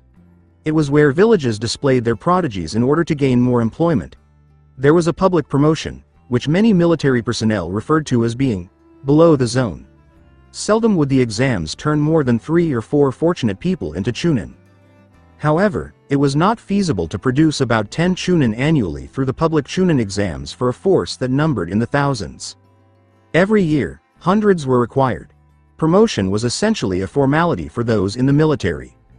You made Chunin if you performed your job, demonstrated your ability, had enough time in your grade, and received your commander's approval. Naturally, there were some exceptions to that guideline. Maruboshi Kosuke, a military genin who was almost as old as the Hokage, would never accept a promotion. He was always offered the chance to join the elite jonin, but for personal reasons he never accepted. The Hokage entered the meeting hall in the tower, where the elites were waiting. He examined Konoha's youth and future with great care. He groaned inwardly because the majority of the elites who came before him belonged to significant clans. Although he had not come from a prominent clan when he was younger, he had been trained by the second Hokage and given the title elite. Likewise, he had forged the Senju princess, the class prodigy, and an unknown boy into the Sannin. Ironically, the no-name boy Konoha was mocked for being the only person who remained fully devoted to him. Good morning, was how Sarutobi started. I hope all of you are well rested today as we have a lot to cover. Based on your Jonin Sensei recommendations and my own evaluation of each of you, I have the following promotions to announce along with team reassignments. Sarutobi began reading the names of the genin, going from the oldest to the newest and most recent class. Both Neji and Shikamaru were promoted to Chunin as anticipated by their teams. It was only changing a few of the more established teams. While a few people in the group appeared unhappy, the majority had come in knowing who would be promoted today. A few of the room's oldest genin were already 18 years old, and in a few weeks, they would probably be quietly transferred to the military side. That was too long to be a low-level ninja without consequences. Though Sarutobi disliked making his ninja choose between their pride and their career, he would not be a burden in the elites. If they were demoted from elite to normal status, he knew that several would have clan concerns, surface and go into the reserves. Even so, the village benefited since the ninjas' concerns included their employment in the clan's enterprises, marriage, and the continuation of the clans in question. An orange toad fell to the podium as a puff of smoke filled the room. When it noticed that the Hokage had numerous weapons aimed at it, it withdrew its webbed foot in greeting. "Yo," whimpered the toad. The Hokage was reading the message the toad had brought in his office shortly. The old leader opened Jiraiya's letter and sighed. The Hyuga clan's low-paying mission to locate Tsunade was complicated by three factors that had put them in a deadlock that was starting to negatively impact Konoha as a whole. In their own right, the Aburame, the Hyuga, and the Inuzuka were all very strong. When they collaborated, they also created some of the greatest tracker teams in the elemental countries. But since the Hyuga heiress was hurt defending her teammates, two clans were essentially at each other's throats, save for a select few. Sarutobi wished he could take unrestrained action against the Hyuga elders who had caused this issue by denying the injured girl's claim to be heiress due to her injuries. He leaned slowly toward his desk, took out a little red notebook, and started reading off the names, starting with the youngest and going up in age. After dozens of names, the memory of what he had done the last time he was compelled to intervene when a clan's business threatened Konoha caused his thoughts of murder to retreat. The list of deceased Uchiha was put back on his desk after serving its original purpose. To defuse the situation, he required the return of Tsunade. However, she was cunning and would try her hardest not to hear the explicit command to come back. Then, Sarutobi Minato had given her permission to explore the territory, provided that she returned immediately upon receiving orders to do so. Her refusal to interact with anyone connected to Konoha might be compared to someone avoiding a process server carrying a court summons. Jiraiya now asked for more assistance in order to receive it, however, it would fall short of his expectations in terms of assistance. After reviewing his list of priorities for elite jobs, he assigned some tasks. A few elite teams left Konoha soon after. Most hurried off into the trees, eager to start their missions. One team ultimately chose to leave Konoha by strolling along the main thoroughfare that winds through the forest. Team Yugo was carefree as they practically sauntered away, but this time, their mission wasn't as important. They had a 10-day mission to travel to the Sand Village and retrieve the ambassador's dispatches. Sakura and Naruto were walking side by side a few steps behind Yugo, who was leading the way. They had resumed donning what had become their go-to mission attire. Naruto continued to don his well-known orange jumpsuit, now in a dark gray color. Under his headband, which hung down over his bright yellow hair, he had tucked in a gray kerchief. He wore the fitted chest piece of body armor Yugo had gotten for them as they got ready for the wave mission underneath the jacket. Tucked into a secret pocket was a small storage scroll that contained the remainder of that specific outfit. Sakura was still distracting Naruto with her capri-length pants. Still comfortable to move in, but just snug enough to flaunt her toned legs and buttocks. Stretch cotton and armored fibers tended to conform to the body without impeding mobility. Her shoes, which were still the heavier men's style with metal plates up the sides to protect her ankles and add extra impact to her favorite taijutsu kicks, had padded inserts to protect her knees. The Haruno symbol was prominently displayed between her shoulders on her shirt, which matched the same maroon color as her battle dress from the academy. Under her shirt, she also wore the armor vest in the Enbu style that Yugo had given them. Similar to a Chunin vest, several thin scroll sleeves covered the breast area. The sleeves stayed close to her arms up until the elbow, at which point they bloused out to conceal any shuriken or tiny blades. When she let her arms rest by her sides, the material would hang down to her knuckles. Her hands were covered in thick leather knuckle-to-knuckle fingerless gloves. Sakura and Naruto both carried their kodachi slung over their backs in a position that made it simple to draw and use for combat if necessary. For them, dual weapon pouches hung behind each hip. When they were fleeing through the forest from the Sand Ninja, they had discovered the hard way that one might not be enough. The kunai holsters on each of their right thighs were held in place by dark-colored tape around their thighs. Though she understood and gave her approval, Yugo laughed a little at the amount of planning her team had put into a straightforward delivery and pickup mission. They were approaching the village that housed the ninja families they had slain or injured during their retreat from the invasion that wasn't. Although the teenagers appeared to be bored, she was still on the lookout. She was too late to do anything but draw her own sword when there was a flash to one side. There was the sound of steel on steel. As Sakura moved sideways and then back in to bring her sword up to Naruto's throat, Yugo saw a genin standing next to him, parrying his. "You're dead, sensei," she said, addressing Hayate, Yugo's boyfriend, and her swordmaster with a faint smile. The genin laughed. He said, "Well done, you both reacted well. Good job using a parry and not a block, Naruto. Why choose a parry?" "Because a block would have pinned my weapon and I would not be able to counterattack," Naruto interrupted, sharing a lesson she had learned the hard way, that is, by being knocked out by Hayate. He told the team leader, "The Hokage asked for me to accompany you, Yugo. There might still be tension with the sand as far as these two are concerned. He also felt the desert air might help my cough." Yugo gave a wry smile. The old man would say that last bit, of course. If the mission had stayed in the village, it would have received a D rank instead of a C for a 6-day round trip. Plus 10 days meant he was effectively sending them on vacation. This trip has been made even more enjoyable by the presence of her boyfriend.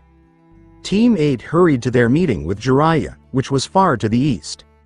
After the wide avenue ended, Team Yugo +1 had taken up tree running. They did not travel the open road. Instead, they took a well-traveled route that paralleled a trade road. When Yugo said that a mission should always be treated as a mission, her students simply nodded and reported for duty. Their way of thinking was a learned reaction that taught them to take care of the urgent matters first and deal with the fallout later. Soon enough, they identified some markers and discovered the cause of their leader's serious demeanor. They were almost at their run's beginning. Sakura correctly deduced the Hokage's motivation for sending Hayate along as an extra genin even though it wasn't necessary for the mission. The old man was watching out for his ninja and allowing the teens to work through any lingering issues from their past behavior several months ago in a safe and supervised manner. As they traveled through the area, Yugo made no comments, but she did observe that Hayate had switched to a trailing position in order to keep an eye on her students. She said nothing more about the test and grinned to herself when the children passed. Without any problems, the group crossed over from the land of fire into the land of river, where they spent the night sleeping beneath the stars. It was appropriately dubbed the Land of Rivers. Since the nation was situated downstream of the Land of Rain, all of the water needed to find a place to go. The team continued to pass fields wherever the land permitted, but the terrain was too rocky to fully benefit from the water flowing through.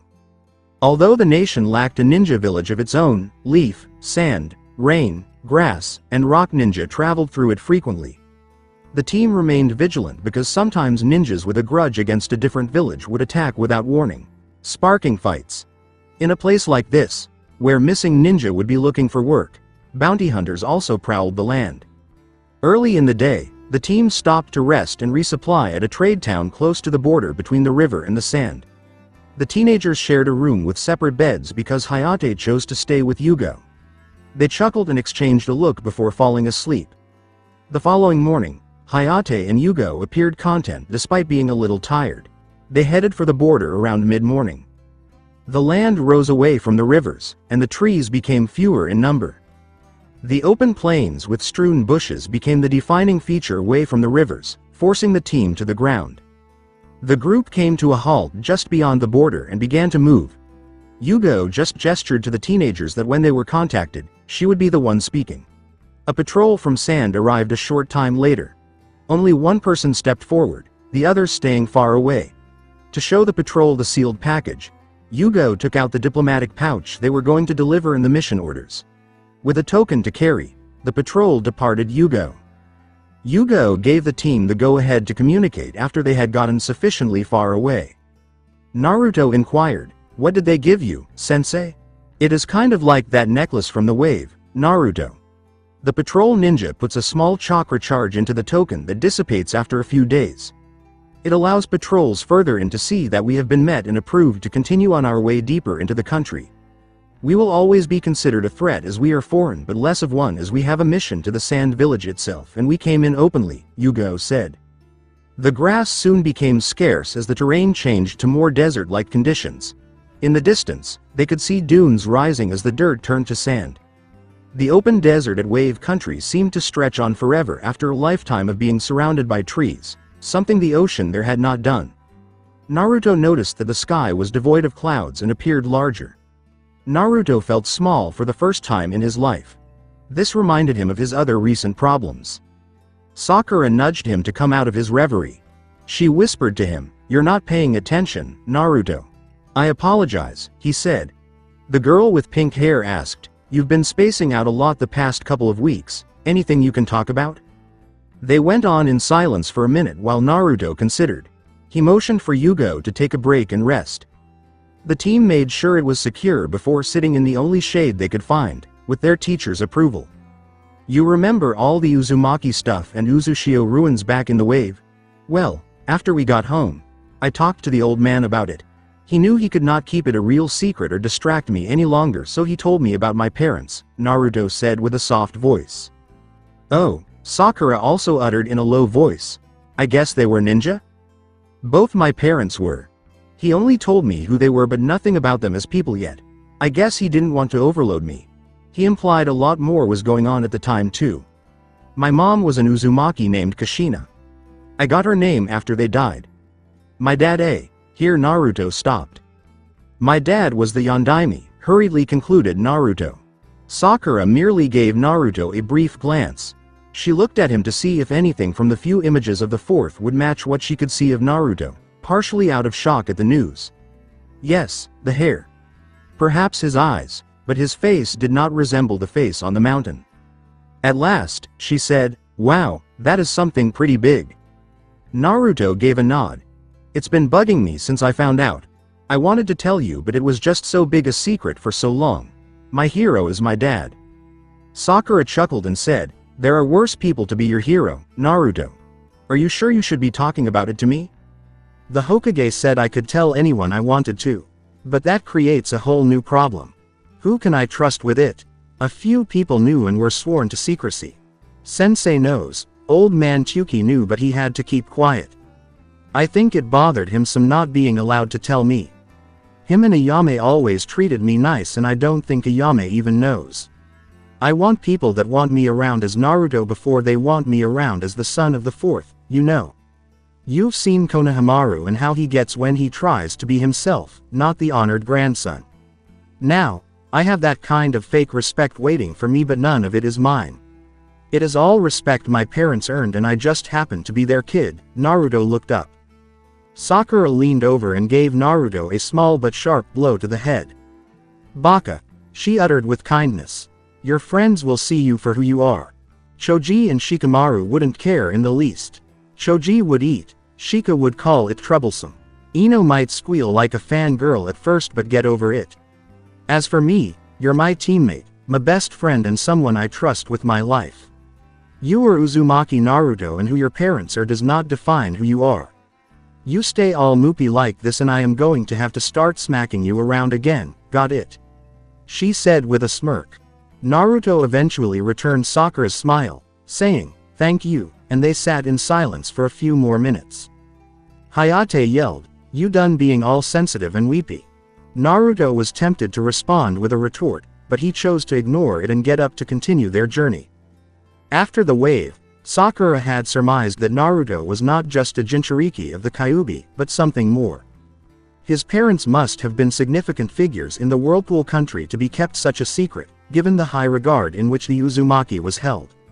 She had not considered the Yondaime as a possibility, but now that she had the knowledge, she could clearly see it. She could care less about the wherefores and whys. She was right when she said that Naruto had become a friend, and she would support him. It was customary for visiting ninja to stroll freely the final few miles to another village's gates. There were two goals involved. It made it possible for the local leaders to arrange a fitting welcome and for the defenders to know they were not hostile. While they waited for them by the gate, a jonin looked over the letter Yugo had given for the delivery of the diplomatic package. The embassy is in the civilian districts. Your team will be accorded diplomat status and be allowed to travel in the civilian parts of Suna without escort. If they stray into restricted areas unescorted, They will be warned once and a second occurrence will forfeit diplomatic protection. Is this understood? Asked the genin. After responding that they understood, the 4 team members were led to the embassy and into the village. Once inside, a blonde yelled, "Forehead!" and bowled Sakura over. Sakura glanced up at the blonde teenager who was dozing off. You're not my type, piggy. Get off." Ino released her friend and stood grinning broadly with excitement. Ino grinned and said, "It's good to see you, both of you," pointing to Sakura and Naruto. "We need to talk. Bye, Naruto. The people here are so serious all the time," Ino remarked as she pulled Sakura farther into the embassy. As she was pulled along, Sakura returned her longtime friend's smile. It was time to start chatting. With a small laugh, Naruto followed a staff member to a room where he could freshen up and wash up. Leaving him, Yugo and Hayate went to see the ambassador. They would spend 3 days there as the envoy handled the package and put together his own return one. Naruto returned to the embassy's common areas after cleaning himself and tending to his weapons and uniform. There, he discovered Ino and a clean-shaven Sakura waiting for him. As supper time approached, Ino pulled the two from the embassy and into the village. They retained their thigh holsters and 1 or 2 hidden weapons but left their swords and most of their other weapons behind. Despite the hostile environment, they were protected from attack by a treaty. Ino recommended restaurants and shops in the area. The blonde girl had dressed differently for the desert. She shielded herself from the sun with a hat and a light purple robe. Sakura observed that the majority of the inhabitants wore some sort of robe, with only foreigners or ninjas donning pants. However, the ninja also frequently wore upper thigh-length tunics. With Sakura pulling her friend along, Ino clinging to her arm, Naruto walked behind the 2 girls. He continued to scan the area as well, but soon he saw a pattern. Sakura would walk past people and they would turn to stare at her.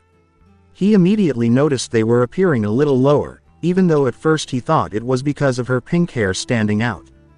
Realizing they were examining her, he flushed. The local women all wore robes, so the only things on show were her tight pants and swaying hips. A wave of jealousy and protective instincts passed over Naruto, and he grumbled. The dinner was spicy and delicious. Naruto selected a curry dish, and a habanero pepper was used in its preparation. The Hokage had mentioned that his mother's nickname was Fiery Red Habanero, and Naruto grinned at that. He now, at least, had a definition for what a habanero was.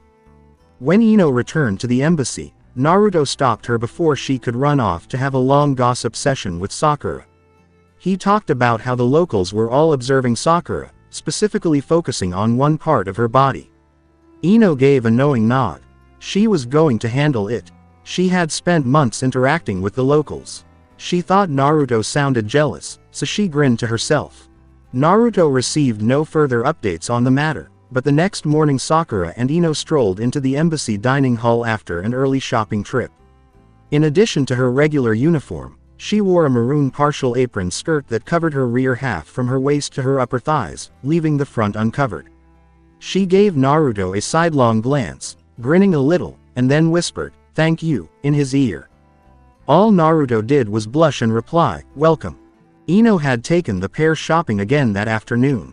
This time, Naruto noticed that Sakura wasn't explicitly leering at her behind, and he felt a little proud of himself. He ended up carrying the purchases the girls made, and the day went by happily. Something happened to the 3 of them as they were returning toward the embassy late in the afternoon. All day, the trio had been observed by the Sans ninja, but none of them had said or done anything to them. But that came to an end when a genin gave Naruto a direct glance. The older genin gave a small gasp and shied away from the adolescent with blonde hair. "It's you," he exclaimed. Then he looked at Sakura and started to shake with fear. "And her." The shouts brought the Leaf Ninja a lot of attention, but Ino just looked perplexed. Now in full panic, the Sand Genin took out a kunai and launched an attack on Naruto. Naruto immediately sidestepped the blade the genin was stabbing at him with, tossing all the packages to one side. The boy spun around and threw a second, short-range, underhanded blade at Naruto. Again, Naruto had to duck and cover. The civilian who was struck by the flying blade let out a painful scream as it crashed into the nearby crowd. Then, Naruto used a firm right cross and a neck chop to bring the genin to the ground. Sakura saw what was happening quickly, but since there was just one attacker, she retreated. While trying to pull Ino away from the fight, she looked around the crowd for potential threats. Her efforts were in vain, though, as two more sand genin pushed both girls from behind into the clearing the knife fight had created. After awkwardly standing up in her robe, Ino scrambled out of the way, only to be dragged back by some civilian women who mistook her for one as well. Sakura was followed into the circle by two sand genin, who both pulled blades. She defended herself as they lunged at her.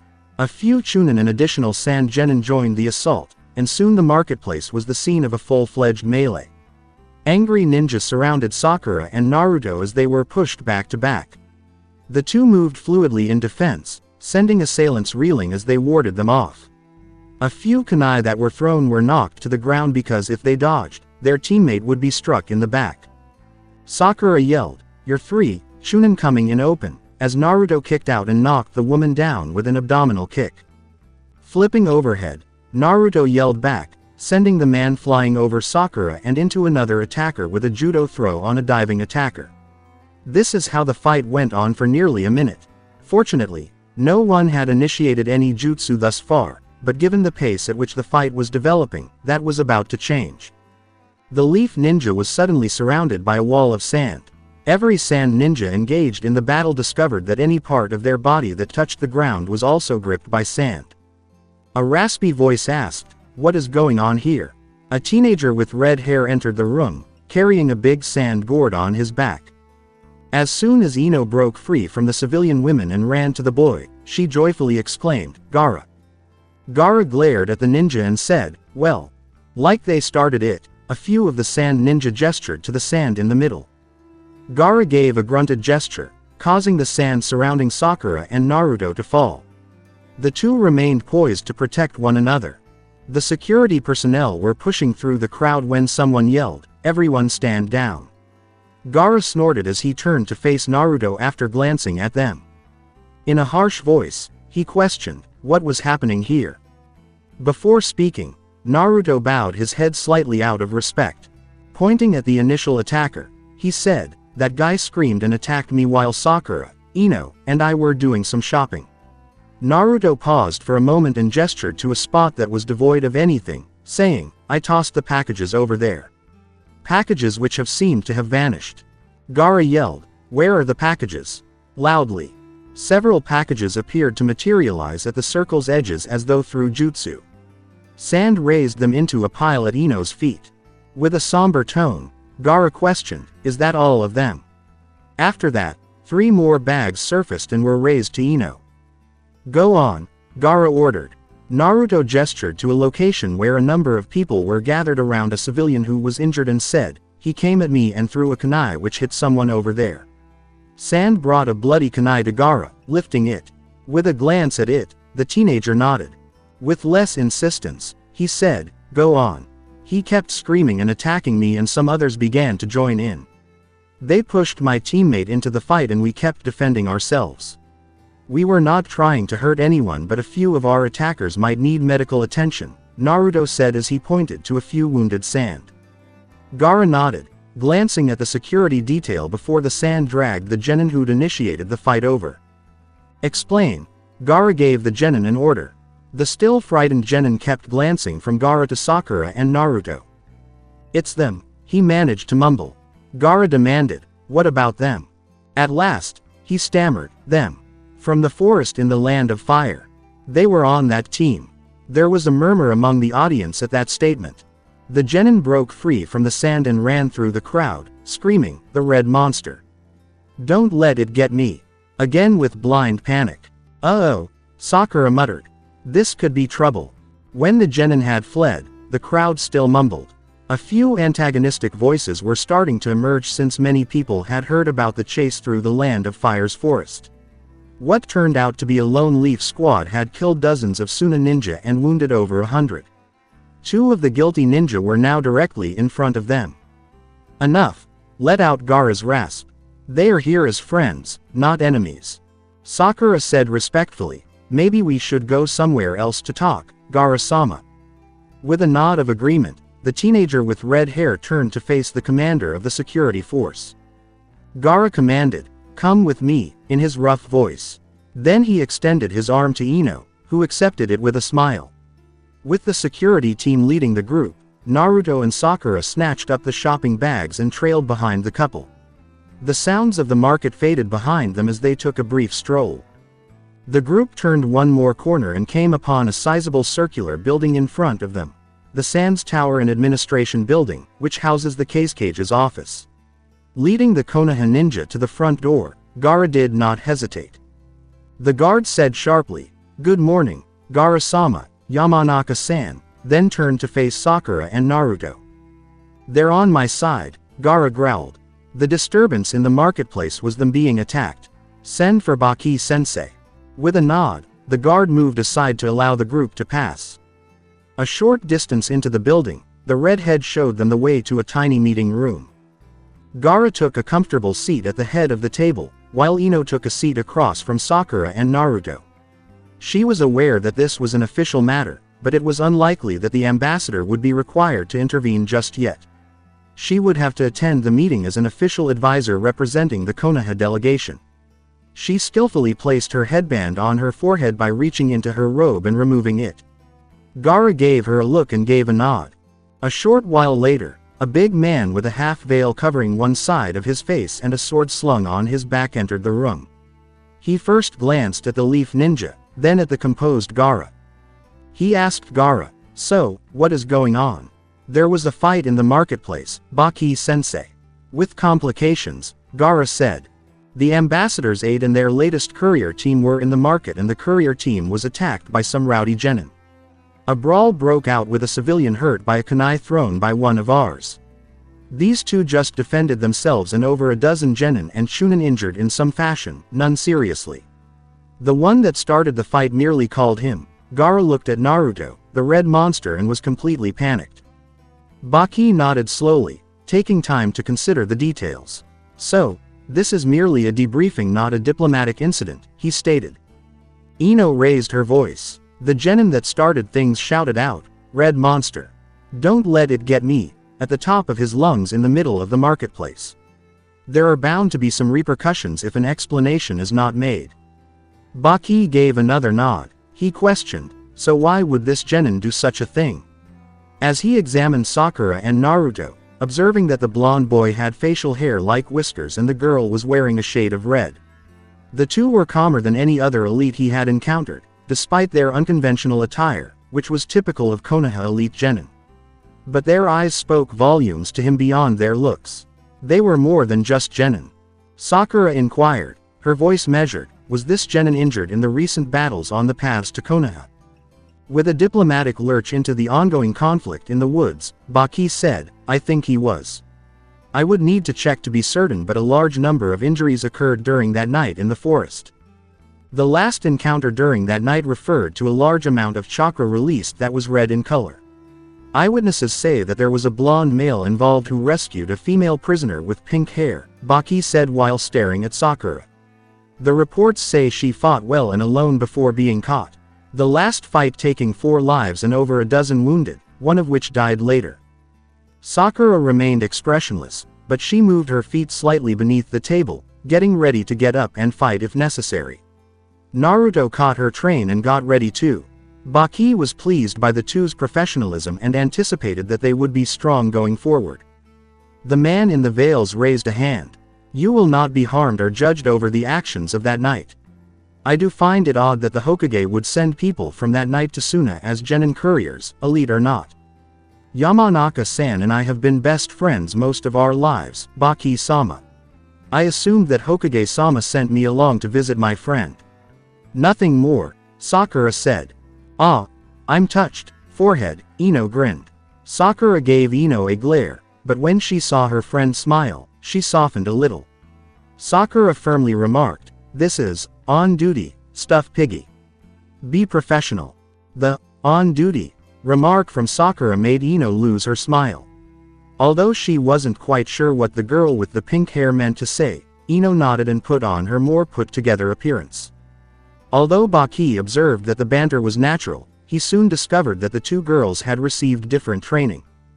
Yamanaka belonged to a well-known clan that frequently filled elite positions. Even though they didn't know the pink-haired person, she was a family symbol. Her posture suggested that she had relaxed, but she was still alert. The boy, who was blonde, was silent, but he wore an Uzumaki clan symbol on his shoulder, which was believed to have been lost to time. He too maintained a wary posture. Probably the offspring of a survivor, the man speculated. Baki was one of the genin tasked with gathering information about the battle in the forest, but the reports were a jumble of contradictory information. He was close to the situation because he was Gaara's genin sensei and the teen had a romantic relationship with the Yamanaka. Because of that close proximity, the genin commander decided that Baki would be among the people tasked with learning as much as possible about the Leaf Village. Estimates of the number of Leaf Ninja involved ranged greatly, from 1 to as many as 5 squads. All that was left of Suna after that night was a large number of dead, numerous injured, and a terrible black stain on the honor of every Suna ninja. The lone prisoner taken had been freed soon after, and she had led to the 2 genin that Jiraiya of the Sannin had taken as the only Suna hostages that night. Since then, the 2 have been returned home. Upon observing this duo in front of him, it further disturbed him. They were more composed than their rank would have suggested. Given that their Hokage had forbidden any ninja under a certain age during peacetime, their apparent age made them new genin. Were they the beginning of the Leaf's new early training program? For many years, there had been rumors of a rigorous and severe training program at Konoha, but no concrete evidence had ever surfaced. To get his thoughts straight, Baki shook his head. The girl with the pink hair, who he was still unsure of her name, claimed to be friends with a peer from a high-ranking clan. It was a riddle, and he sought solutions. Baki said in a formal tone, "My manners are slipping. As Gaara mentioned, I am Baki, genin of Suna. Might I know who I am dealing with?" Haruno Sakura, the young lady answered. "Uzumaki Naruto," was the boy's words. It turned out that Baki had been right about the symbol. Uzumaki. Naruto, Gaara uttered slowly, as though she was trying out the name. Everyone in the room was staring at Gaara. "Who are you and why does Shukaku fear you so much?" The question seemed to take the 3 Konoha ninja by surprise. Though each had heard about Gaara's prisoner in a different way, it was not a topic that was frequently discussed in public or among the ninja of other villages. With a fresh expression of confusion on her face, the Yamanaka girl turned to Sakura and expressed her genuine confusion at Gaara's speech pattern. The Haruno girl briefly displayed shock before reverting to a neutral expression and turning to face Uzumaki. Baki saw that the Haruno was more knowledgeable about this topic than the Yamanaka. The Uzumaki boy just had a shocked expression on his face as he attempted, but was unable, to neutralize his expression. Baki nearly grinned at the way these Konoha ninja responded and behaved. He wished Suna ninja could receive training of this caliber. It took Uzumaki about 15 seconds to respond. He said, "It is complicated," and then he fell silent. Gaara's direct question about something he hardly knew about himself startled Naruto. He saw it in Sakura's eyes as she looked to him for support. He quickly considered how to best present the information without sacrificing anything. Lifting the hems of his shirt and armored undershirt, he opened his jacket. Naruto exposed his stomach, causing the armor to clink softly. He spoke clearly and directed his charka into his stomach. "I am the jailer for the Kyuubi no Yoko, the 9-tailed fox that attacked Konoha the day I was born," he calmly stated. The 4th died sealing it away, doing so at the cost of his own life and soul. Baki appeared stunned, but Gaara just nodded. "That explains why Shukaku is afraid of you, Uzumaki Naruto," Gaara explained sympathetically. "Your potential power exceeds his, so he wishes you dead." Naruto winced a little, but Gaara remained motionless. "Your seal differs from mine greatly, Uzumaki Naruto," Gaara said. "It is mainly for containment. It only becomes useful under times of great stress. I have not been trained in using it, but if pressed I could pull a lot of chakra out of it. The people of Konoha would not understand if I trained with it openly," Naruto stated in conjunction with a warning. Gaara nodded, and Baki appeared to understand. As Gaara spoke again, neither seemed particularly menacing, but they did appear alert. "I would like to spar with you, Uzumaki Naruto." My sensei Baki had always tried to get me to practice more, but my fights tend to end quickly with dead opponents. Ino has shown me that I do not need to crush everyone at once and that practice fighting can have merits in learning the limits of my capabilities, Gaara said with a smile. I still wish to be strong to prove my existence, but I learned I do not need to kill everyone to do so. Gaara's face flashed a hint of a smile. In an attempt at humor, he concluded, if I killed everyone, there would be no one left to confirm my existence. The idea of engaging in a sparring match made Naruto smile. If my own sensei approves, I accept. Where will we fight? Asked he. Tomorrow morning in the desert just outside of the village, of course, Baki replied. The potential for destruction with two Jinchuriki is vast even if both are just training. Sakura appeared slightly irritated by the blonde's eagerness, but Naruto still nodded. After that, the three Leaf members left to go back to the embassy and see their sensei. Team 8 met Jiraiya again in the eastern region of the Land of Fire. Jiraiya-sama, she's fled west, Shino said. My bugs can pick up her residual chakra, but the trail is days old at least. We are closing in, but she moved quickly out of range when she needed to. Her companion is showing signs of distress in the chakra my bugs could detect. Jiraiya gave a nod. This was what he expected. Although Shizune would tire out sooner, Tsunade could pursue Shizune for weeks at a time. We continue pursuing then, Jiraiya gave a command. Akamaru and Kiba would be able to smell her companion Shizune or their pet pig, Tauntaun, if we were to arrive within a day's travel of them. She will be easily run to ground once we accomplish that. That is where this mission's ease lies. Jiraiya grimaced at the time he was losing out on writing and research. Because of this mission, he would make up for it somehow. Perhaps he could make a cameo as a gay towel boy for the elderly leader in the next Ika Ika novel. He would have to consider that when he had more time. Yugo granted the spar request primarily because she was curious to see what her student could accomplish when he got loose. While waiting was pleasant, being in a foreign city prevented her from unwinding. Hayate recommended that they all arrive fully prepared because you never know when an opportunity for extra training might present itself. Sakura nodded and brought her equipment along with her. At first, Ino was perplexed, but after noticing the other ninjas' serious expressions, she realized that she hadn't trained for the past few months, and that Sakura had defeated her in every sparring session. Shikamaru had prevented the match from ending in a loss, but Asuma had already declared her dead by then. A relationship between the youngest son of a Kazekage and the heiress of a major Konoha clan could have profound effects on the future, both good and bad, and that was something that Hayate noticed as he nudged Yugo, who smiled at the young couple. The five-leaf ninja met Baki and Gaara at the city gates before heading out into the desert. The group had made their way to a rocky patch in the desert, where boulders of varying sizes littered the area and the sand was a thin overlay on the solid stone beneath. This was a decent chance for non-natives to fight here, but it was also an advantage for Suna Ninja. For Gaara, who controlled sand, it was less of one than normal, but any nearby sand could be drawn in and controlled by him if given enough time.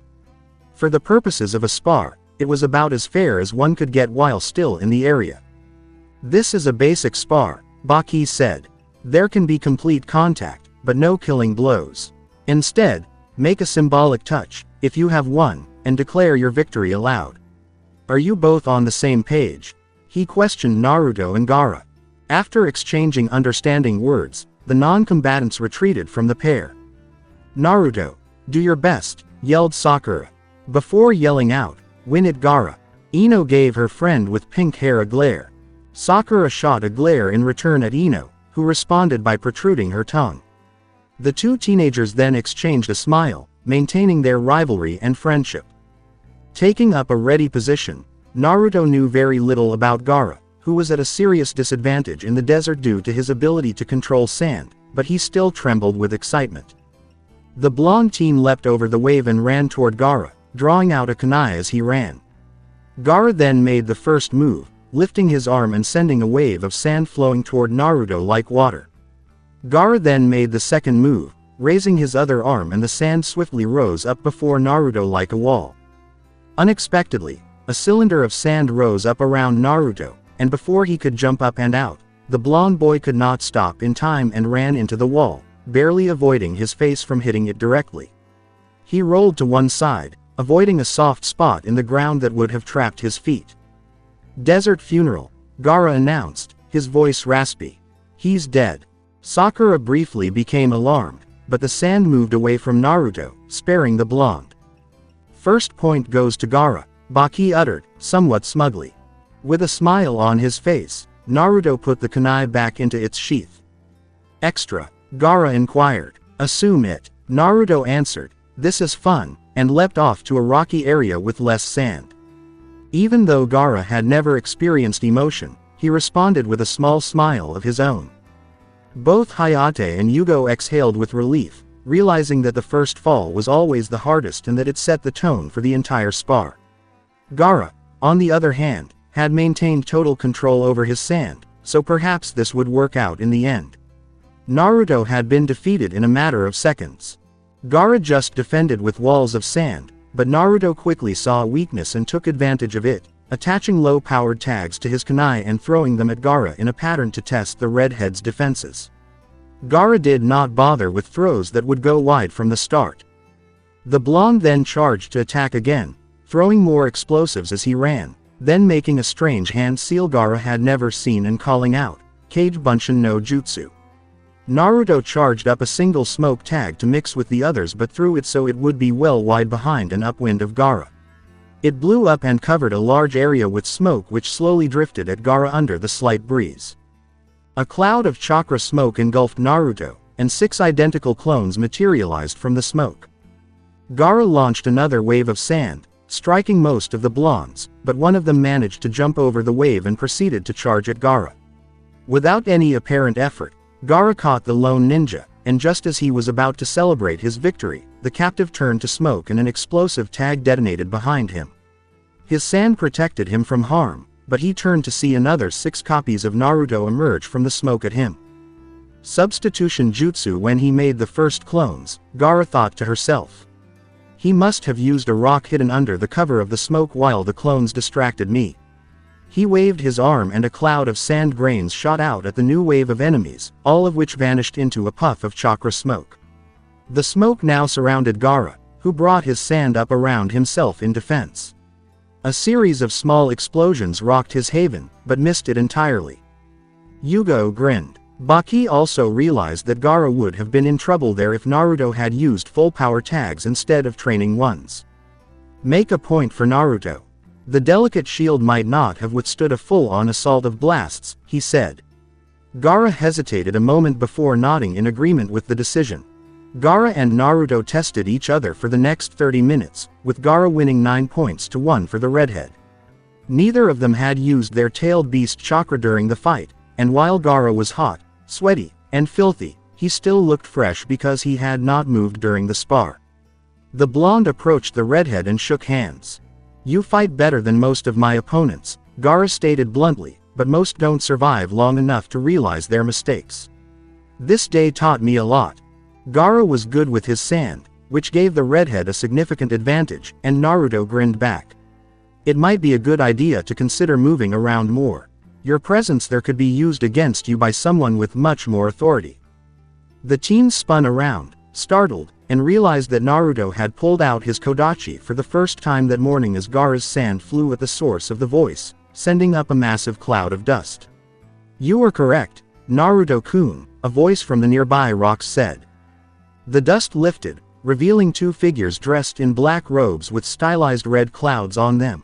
The smaller of the 2, resembling Sasuke in build, was enormous, with blue skin, pointed teeth, and a smirking expression on his face. A bandaged-looking sword-like object rested on his back. "This is bad," Hayate exclaimed to the other onlookers. "It's Uchiha Itachi over there. The other one appears to be Kisame, a missing nin from Mist Village. He was one of the 7 swordsmen, so to speak. To help, we must go over there." Naruto remarked aloud, "You look like Sasuke, which means you must be his brother, the one he wants to kill." "Real Naruto-kun. The large blue fellow is Kisame," the Uchiha said in a calm, measured voice. "I'm Itachi. We would greatly appreciate it if you could turn yourself in right away as we intend to bring you and the other Jinchuriki with us." Knowing that the Jonin would be approaching, Naruto blustered a little in an attempt to buy some time. "We're not going anywhere," he said, hoping to keep them talking. "Perhaps you misunderstand me, Naruto-kun. The One Tail was part of a plot to destroy Konoha after all. You don't owe him any loyalty. You would be giving your village a benefit by letting us take him," Itachi said in an attempt to persuade Naruto. What his village planned then is not important. They were led astray by Orochimaru. It was his plan. He is Ino's friend now, and for that reason alone I would defend him. And even if he wasn't, Gaara isn't the same person he was a couple of months ago. He is more than just a person holding a Biju captive, just like I am more than that, Naruto stated with conviction. Pulling his wrapped sword from his back, Kisame remarked, "They're stalling, Itachi. I think we should just cut off their legs and take them that way." But it is cute, which the blonde kid and his toy sword, thinking he can have a chance against Samahata.